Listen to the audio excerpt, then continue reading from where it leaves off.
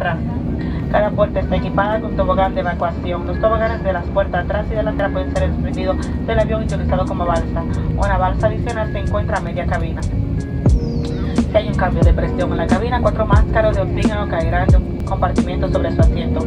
Jale la máscara firmemente hacia usted para iniciar el flujo de oxígeno.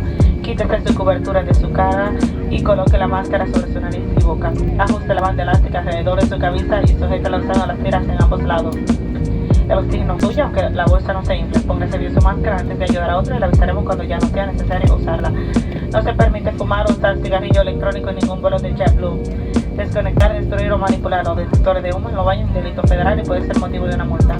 Estamos aquí para asegurarnos que tengan un vuelo seguro y cómodo. Por favor, de mantener su cinturón bien abrochado y visible a la tripulación en todo momento.